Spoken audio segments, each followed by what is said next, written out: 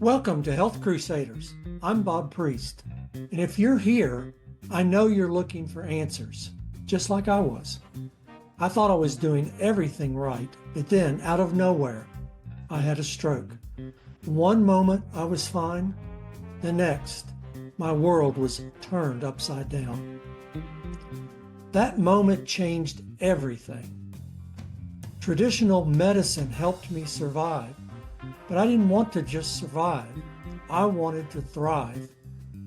That's when I discovered spiritual, holistic, alternative, and functional health, redox signaling, natural healing, biofeedback, energy work, and much more. When I applied these principles, my recovery took off. My energy came back, my body responded, and I realized healing isn't just about medication. It's about mind, body, and spirit. That's why I started Health Crusaders, to share my journey and bring you real experts, practitioners, and stories of transformation. If you're ready to take control of your health and explore new possibilities, you're in the right place. Let's get started.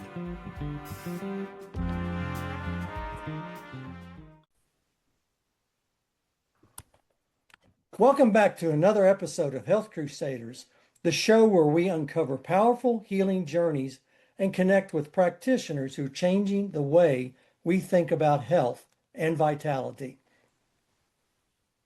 I'm your host, Bob Priest, and today I'm honored to welcome someone whose approach to healing resonates deeply with what we're all about here on this show, Karen Eld. Karen is a holistic wellness practitioner with a rare gift, the ability to guide others through deep healing on the physical, emotional, and spiritual levels. She's a registered biodynamic craniosacral therapist, that's a mouthful, an audiotronics practitioner, and someone who's spent decades immersed in energy healing, sound therapy, and somatic awareness. Whether she's working with someone in person, in her Maryland studio, or across the world remotely, Karen helps people uncover the real root of chronic discomfort and illness, often hidden far beneath the surface. Karen, I've been looking so forward to this conversation today, and welcome to Health Crusaders.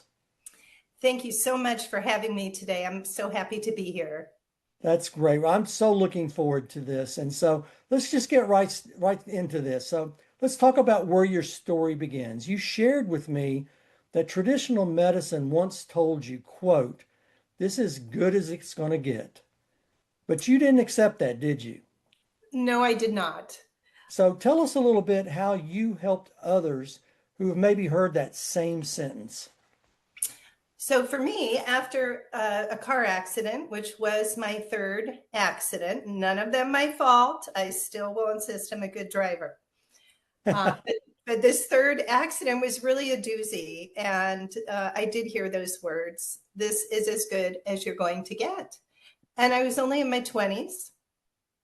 And it really affected so many aspects of my life. So growing up with a mother who worked for a chiropractor, my doctor was open to me going to that. I then branched out to acupuncture and then branched out to Reiki and clairvoyant healing and all sorts. If you name it, I tried it. And what I found is that these modalities addressed a layer of the injuries that my doctors didn't, and that was the emotional aspect.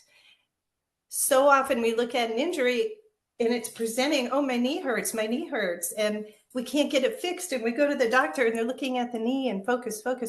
Let's look at the knee. When sometimes it could be coming from something outside of our body, an emotional trauma, spiritual trauma even.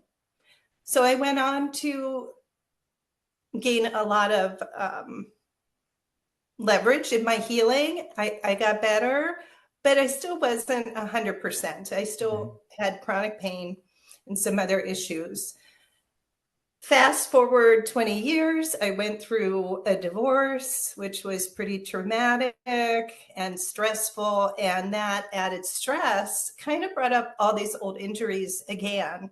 And I found myself even more disabled. And through that, I found an osteopath. And for those who don't know, an MD is a medical doctor. A DO is a doctor of osteopathy. A DO has additional training above and beyond an MD, and they do adjustments. Unlike a chiropractor, these are craniosacral adjustments. So when we say craniosacral, we're talking about the craniosacral fluid in the body, in the spine, in our nervous system, and that's by and large where the adjustments begin. Through that modality, I have no pain now. I'm 57 years old. It is 30 years since my car accident. And I would say the only thing I've been told not to do is back bends in yoga. That is an amazing story. And I know there's a lot more in depth to your story as we get into this further, but you hit on some areas that I just think most people misunderstand about healing. You talked about, I've got a pain in my knee, but it may not be coming from your knee. It may be something totally unrelated outside your body, like you said, or it may be really coming from somewhere else in your body. Is that correct? That's correct. So sometimes it could be coming from the shoulder. You've injured the shoulder, you're holding your posture differently, your whole body's reset, and that throws the knee off. So that is one of the things I love about craniosacral work is you may come in with a knee pain. We would never focus on that. We notice it, but we don't come with a protocol that's pre-thought, pre-planned. We listen to the client's system. We work with the breath of life, which is a biblical term. And through those working with the client in the breath of life, the therapist listens to the body, and that's the protocol. The protocol is given to us. That's really interesting. And I'm going to interject a little bit here in my own personal life. I had a stroke about 8 years ago, and my whole right side basically went numb. I call it numb. It's just where the nerve endings were damaged. But my entire right hand, all 5 fingers were numb. And I went to an emergency room. They totally focused on the numbness in my hand, even though it was starting to progress through all my body, and decided because because of my age, I had some degeneration in my neck, that it was pinched nerve. 5 fingers now, I'm telling you, are numb. I have a good friend that he was a former student of mine. I was a teacher for many years. He was a chiropractor in my local town, and I went to see him when I got home. Again, still not knowing I had a stroke because it was still manifesting through my body. Wow. It wasn't 5 minutes in his office because I said, all 5. And he goes, all 5? And I said, yeah. And he says, you've had a stroke. First words out of his mouth before he even touched me. And I said, why would you say that, Ray? And he goes, because the way the nerves work, you either have 2 fingers or 3 fingers that are numb, but not all 5 because you've got pinched nerve. And sure enough, he was correct. Wow. And again, when you're talking about other modalities, whether it's chiropractics or the craniology stuff you're talking about, we've not been told that stuff. We've gone to the Western way of medicine all our lives, and you have this problem, you get this script, and you go on your merry way. And I think that's where people are being left out. And so, was there a moment that, other than what you've already shared, that flipped the switch for you and made you go all in on this kind of work? I think it was when they told me this is as good as you're going to get. You didn't like that term, did you? No. And at the time, I was working in commercial construction, but I wanted to be a hairdresser. And they told me, you'll never be able to do hair full time. Oh, wow. And I said, you watch me. And I did for 20 years. Yeah, and heals. don't tell me I can't do something, That's right? right. So I think really that was it. I've always been fascinated by um, alternative, by magic, by possibility. I mean, I've always been like that in my life. So that thread was already there. You use the Um, word magic, and I'd like to hop on that because, we might think it's magic, but our bodies are so wonderfully made, and all the systems in our body, they communicate. They talk to one another. That's the magic, really, isn't it? it is. It is. Um, and I think with Western medicine, and again, doctors are great, but in my opinion, in conjunction with alternative healing, you can really move mountains because we're not only looking at the physical body, the bones, the organs, the blood, the lymph, but also the emotional body, which we see is just kind of outside the body, and then also the spiritual body. And we also work with the social nervous system. But they all come together to Mm-hmm. make this body, though. Yes, So, one of the things you said that struck me is that the root of the issue isn't always in the physical, it's in the physical body. And that flips the whole Western model on its head, right? I agree. Yes. So, talk us through what it means to approach illness through the lens of emotional or spiritual imbalance, and maybe share an example where that shift made all the difference for a client or yourself or other maybe stories without divulging who they are that Mm-hmm. really kind of brings this all home. Well, I think one of my favorite stories is I worked with a young lady who suffered so badly from migraines. She also had POTS, which is becoming more and more prevalent. But the migraines were so debilitating. She thought she'd always have to live with her parents. She never thought she'd have a full time job. Mm. She never thought she'd have a relationship or a marriage or anything like that. I mean, it was very debilitating for her. We worked together for about a year and a half, maybe monthly. And one of the things we work with is cranial compression, which, of course, if your bones are compressed, of course, that could bring headaches, but also cranial compression is highly indicative of pelvic compression. And this young lady grew up in a very conservative, I might even say cultish religion, where sexuality was really shamed, where people can't date without an escort, that type of thing. So what I found is that was one of the things that was causing it was the clenching in the pelvis, which I think is a really big thing for women as we carry a lot of shame around sexuality. So, and even when I was in school, I thought, surely I can't have any, I'm not holding anything there. I was. So through the course of treatment, that it was also overactive fire element in the body. So we will work with the elements in the body.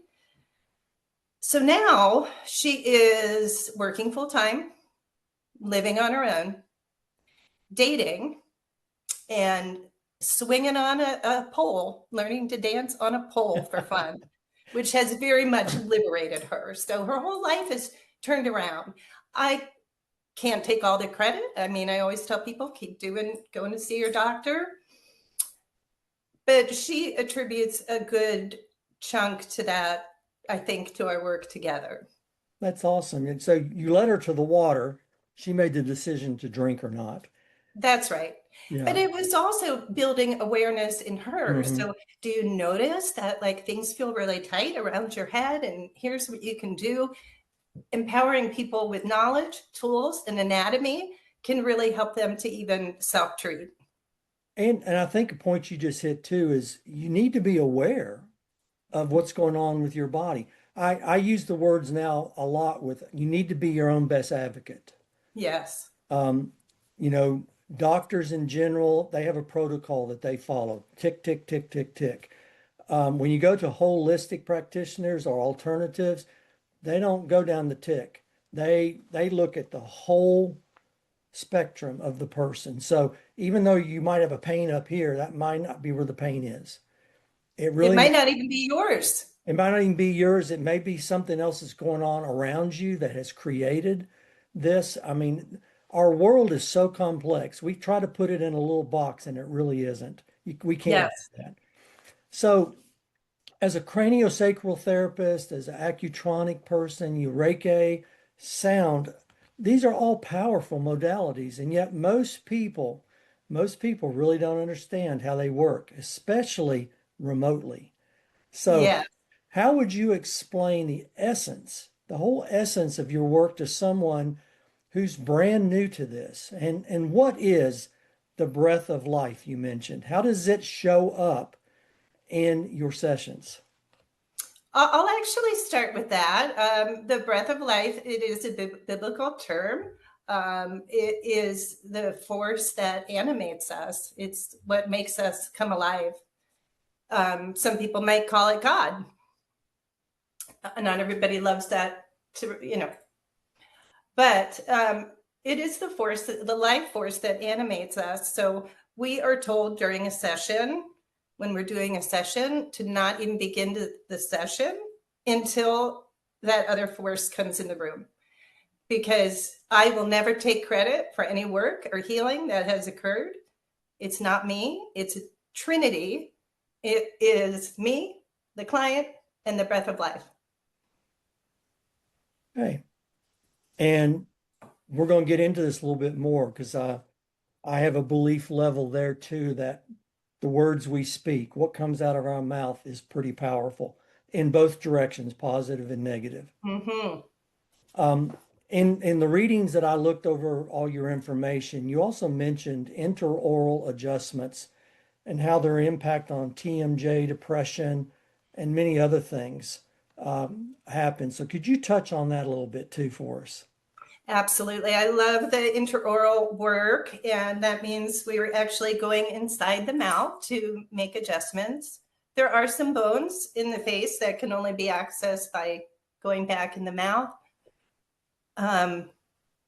Cranial compression, like we were talking about before, can also be highly related to depression. And as someone who suffered with depression since I was 10, that was a big shift for me because I had tried all the traditional means, the therapy. Again, some of it helpful. I tried taking medication. I'm not really a medication person. I didn't want to do that if I didn't have to. So in particular, it can help with TMJ in depression, but also sometimes neck pain can be tied into that. So many things can be tied in because the root of our nervous system is here and then at the sacrum. So if even a little tiny is off somewhere up here, it's going to affect our whole body, top down. Right. Yeah. That's all this attached to our head, all the way down our back to our coccyx. It's a very important area. And if we don't treat it correctly, it's just like sitting. I've had a chair. I just changed the chairs out because my back was killing me at the end of the day, down in the lower part of my back. And I was like, what in the world's going on? Then I realized there's no padding lift in the chair. And I wasn't sitting up straight. I was slouching all the time. Right. Didn't realize it. And just happened to notice on one of my podcasts that you look like a humpback of Notre Dame on there, And I'm like, that's the problem. Totally different now. That's why I'm smiling more today. More comfort. More You know, comfort. and with my experience, the upper palate of my mouth, it was pretty flat, which is indicative that something needs to shift. It should have a nice high arch. Yep. Now my mouth does. Yeah, again, it's being your best advocate, right? Something that really caught my attention in your notes is that you said, quote, words are magic. That how we speak, even to ourselves, affects our healing. As someone who's worked in somatics, did I say that correct? Yes. That's pretty powerful, isn't it? So, how have you seen language, especially in trauma, verbal abuse, or even in your own self-talk, shape the healing process? Wow. Verbal abuse is a big one for me, and I believe it is just as damaging as a physical abuse. It's just maybe the damage is unseen, but you see, it's not unseen because we carry the effects of it in our social nervous system, which is our face. Hmm. So if we're walking around with this history of verbal abuse on our face, guess who we're drawing in? More People that people that are going to abuse. do this. Yeah. So I think that's been a powerful tool to use in the healing sessions, because I'm very passionate about that, having been through it. Um, and as far as working remotely, I did want to touch on that too. Go right That's ahead. um, I so biodynamic craniosacral therapy actually is a hands-on technique. So if I'm doing a distance session, I can't call it that. But as I went to school during COVID, they had to kind of consider, can we do this remotely? Because we had tutors, we had all these sessions we had to do. And I'm thinking, of course you can. Of course you can. Because I had already been doing it through other modalities, energy healing.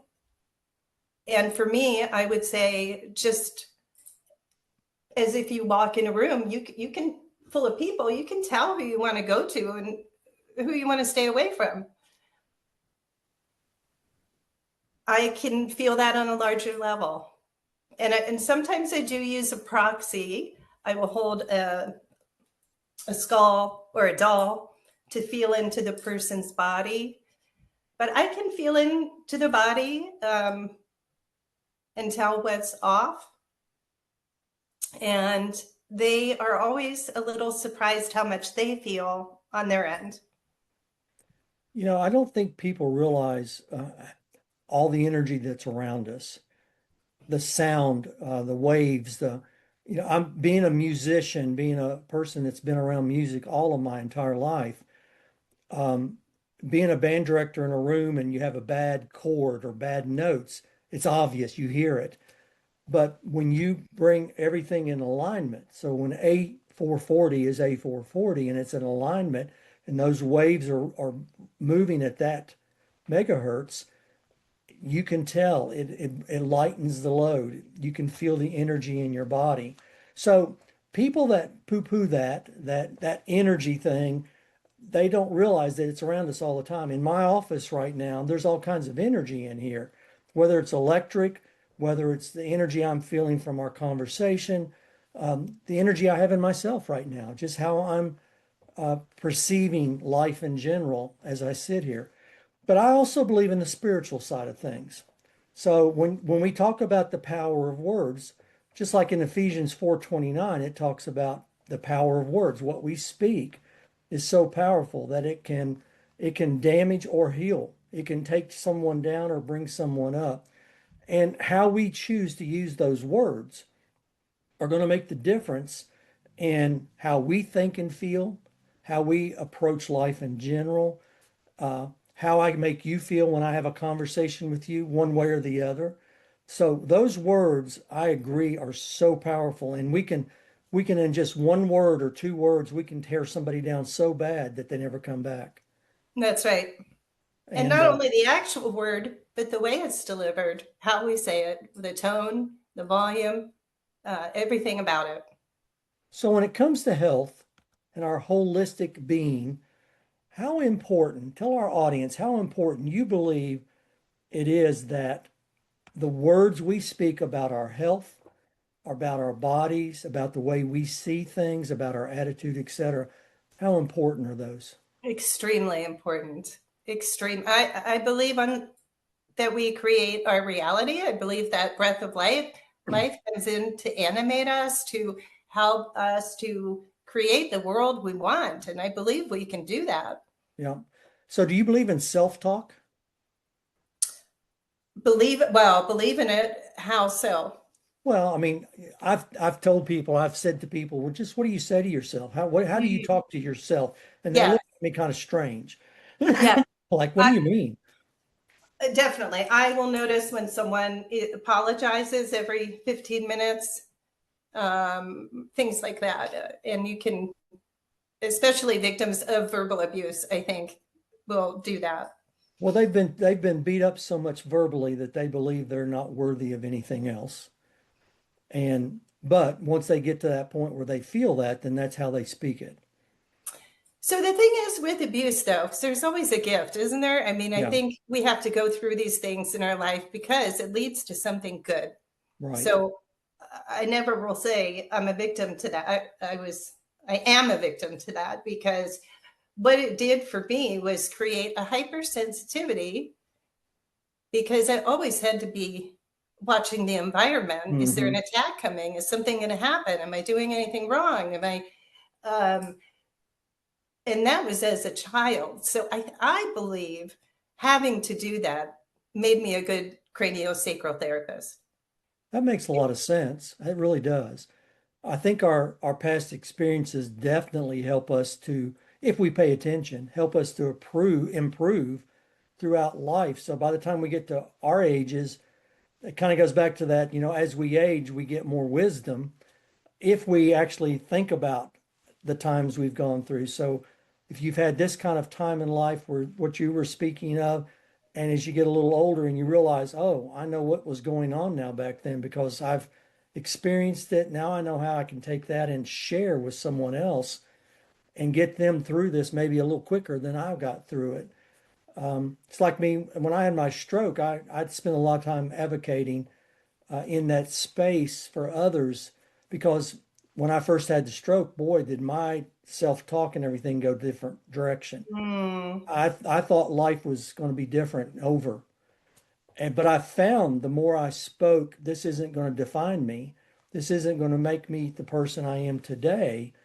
Everything started changing. And even though I may still have a deficit or two from that stroke, it doesn't define me. It doesn't stop me. I have continued and I have found new places to go. I don't do the career that I once did as a music teacher. I'm doing something else because I found a passion from the, what is it, from the ashes, mm-hmm. and so I've learned how to use that to my benefit. And again, it comes into that self-talk. You could either talk yourself down and down and out, or you can talk yourself up into a different place. Absolutely. So I'm so fascinated. I've talked to a lot of folks that are in your space, maybe not quite as specific as yours, and I'm always interested in their visions. And so I'm going to ask you the same question: is I want to talk about the vision for your business. You mentioned in some of our conversation that you have a desire to serve both in person and remote, and to offer group healing courses and even a podcast or a YouTube platform one day. So if you could wave a magic wand, okay, and create your ideal practice, okay, think about that, and platform, what would it look like? And what's your biggest challenge stepping into that vision more boldly? That's a good question. So we were talking about high sensitivity. That's something I like to help people with because there's a book Elaine Aron wrote called The Highly Sensitive Person. And that book changed my life because when you're a highly sensitive person, you grow up with people telling you you're too sensitive. And I often run into people like that in my practice. And then I get to tell them the great secret that, you know what, nothing's wrong with you. In fact, this is a gift. And you probably would make a really good healer yourself because of your high sensitivity. So, ideal practice is having clients coming into my beautiful studio in Gaithersburg, Maryland, having online clients because I have clients in the UK and throughout the US that I work with remotely. So that's a different type of session. I enjoy doing both. I have a course I'm redeveloping now that takes people through the chakras on the physical, emotional, and spiritual levels. I have done a course in manifesting your reality and how to do that. Like as we were talking about, I may bring that back. And mostly I like talking to people like yourself, where common knowledge around healing and spreading the good word that it works, because I really think it needs to get out there. Well, that was one of my biggest reasons for starting my podcast. Um, I mean, I initially thought, I had a stroke, I can help reach stroke victims, survivors. But then it started turning into, because of my own experiences in Western medicine and my frustrations with that, that I started looking outside into some other areas, and my conversations started going in those directions. So then I started reaching out to holistic practitioners and the different variations of that theme, all the modalities. And then my curiosity just went wild. And so whether I believe 100% in all of the things that I've run into, that doesn't really matter. It's the fact that I'm trying to get those out so that people realize there's so many other opportunities, that you don't have to be stuck with the prescription pill, prescription pill, prescription pill. And it's not that those things don't help. I'm not poo-pooing that those aren't important, but if they don't have to be used, let's not use them. Right. And oftentimes a pill can lead to another pill down the road, because Yeah. something's happening because of the side effect of that first pill. Yeah, I have a very close friend that I take to the VA frequently for his appointments, and he has a shoebox at home that is full of vials of pills that every time I've taken him, they've given him something new. Had many conversations with him about that this isn't healthy. This is something wrong with this whole thought process. And that's just one example. We should always be trying, in my opinion, we should always be trying to get off of those things as soon as we possibly can, because Absolutely. it shouldn't be something that we want to stay with for the rest of our life, especially if there's alternatives that we can holistically take care of ourselves through different modalities that are healthy. They're not Mm-hmm. going to hurt your body. So it's But, it's such an important topic, I think, to get this out, and that's why I love talking to people that practice like you do. well, and veteran, I think, my gut around that is probably some post-traumatic stress, which nobody knows how to treat. Drew. So Yeah, but that's interesting you bring that up because you've been through a lot in your life. I understand you had cancer. You talked about depression earlier, anxiety, PTSD, and yet you turn that pain into a purpose. absolutely. And in your Yeah. experience, go ahead. No, you go ahead. In your experience, what most often holds people back from truly prioritizing their health, um, even when they know it matters? Well, I think that people don't know any better. Like, a lot of people just grow up with maybe not a good role model, maybe not even knowing how to eat healthfully, or just not knowing. Hmm. And then what we do know is very limited. We got to go to the doctor. Well, we go to the doctor every year. So, what about maintenance? What about seeing someone for maintenance during the year, Yeah, I mean, it's seasonally? important. It's good to have those conversations because your car has to have an oil change after so many miles, and transmission fluid and brake fluid and all that. Well, we have that stuff in us too. Just called something Exactly. different. Um, so But that's it's also important. time. I think everybody's very busy working, working, working now, and also money. And that is an issue in the alternative world practice, I would say. Um, Well, insurance there's doesn't no cover everything. insurance. Yeah, Yeah, you have to be willing to understand that if I want to live longer, if I want to feel better, I'm probably going to have to do some things outside of the normal practice of medicine. I mean, I love going to my chiropractor. Um, I can tell when it's time because especially at our age, I'm 68 years young, but I'm sitting, so I'm everything's compressing. Over time, I need to do something about that. And boy, do I feel so much different when I come out than when I went in. And that same thing works in energy and being around certain sounds and the way we approach the world. When you go outside and just see how beautiful it is out there and what that does to our personal life. So it's so important. So what kind of advice would you offer someone who's listening today and feels stuck, or they're just surviving, maybe is the right word? What would you recommend? Well, when you describe that person, they feel very frozen to me, like there's not a lot of movement, and that's probably somewhat in their body and some trauma trapped And in their emotional body. when you And say movement, does that necessarily mean a physical movement or could be something else that's not moving? it could be both, because I believe trauma keeps us trapped and frozen. And I believe our body holds traumas and our organs store emotions and traumas. And so this person needs to break out of the norm, which could be hard to do because trauma keeps you small and trapped and tight. But that first step of just reaching out and being curious, maybe just talking to a trauma therapist, trauma-informed therapist, to an acupuncturist, to a biodynamic craniosacral therapist, to a sound healer. Try something outside the norm.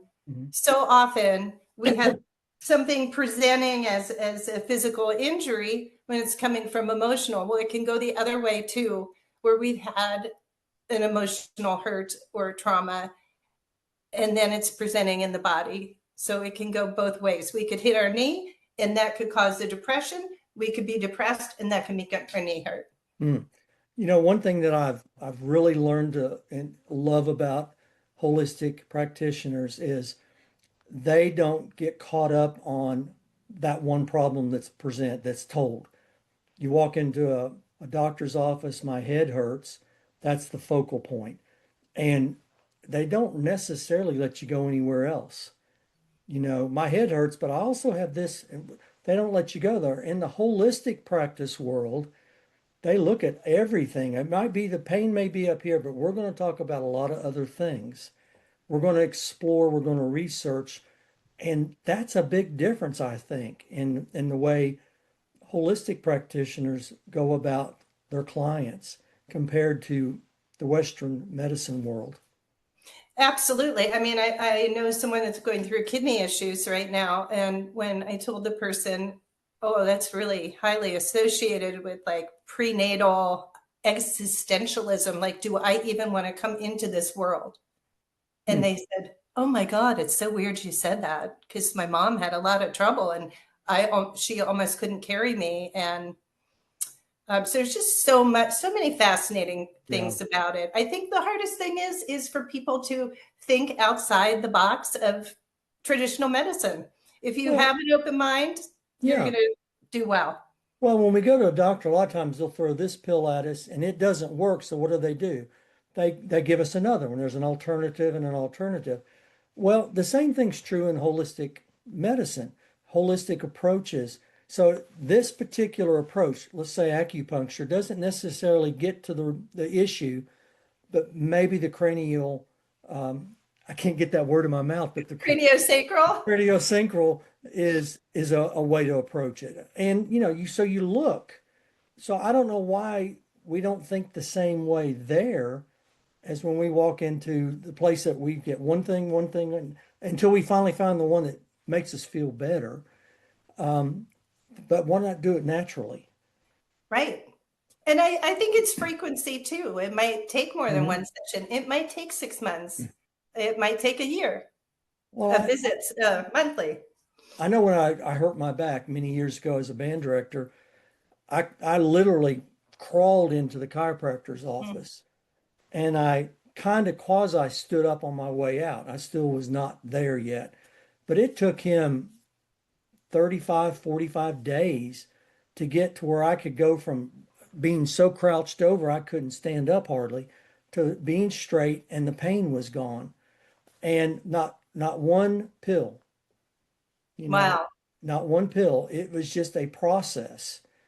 And so I've seen that in my own personal life so many times. And so that's why I think there's just as a human being, we have to be our best advocate. And if popping that pill doesn't necessarily do anything better for you, keep Hmm. looking, keep looking, keep That's looking. right. So, And you mentioned chiropractic. I wanted to tell you when I first found osteopathy, that doctor said, "Do you go to a chiropractor?" I said, "Yes." He said, "I want you to stop." And I thought, "Oh my God, how am I gonna?" So I thought I might explain the difference, which are both great because I mean I would still go to a chiropractor if I needed to, but where the chiropractor's like, "Oh, this rib's out or this back, and we're going to do this adjustment," very similar to what a craniosacral therapist does, except it happens in another way. And our holds are very gentle and soft. mhm. So we're not supposed to use any more weight than the weight of a nickel when we touch people. And there's no manipulation. We're just holding. And through that gentle hold, so much can shift the fascia, the bones, the lymph, the blood, everything. So a lot of some craniosacral therapists are called baby whisperers because after, if it was a particularly traumatic birth, that's can be a good time to work on a child, and we Mm, can do that usually without touching them. wow. Karen, this has been a rich and beautiful conversation, and I know people are going to want to connect with you after this. So, can you share where they can find you and how they can book a session with you and maybe learn more about what you offer? So, websites, Facebook, et cetera, whatever. Could you just go ahead and tell us, and then I'll put it in the notes as well. Sure. My website is yoursoulshining.com, SOUL, Your Soul Shining. And I am on Facebook under Karen Ald. I don't do too much under my business page.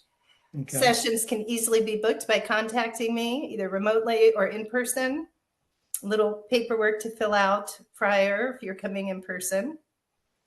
And I'm very active on LinkedIn too. I'm on LinkedIn. I shouldn't say very active. I'm on there. Okay. Do you mind giving an email or a phone Hmm. number?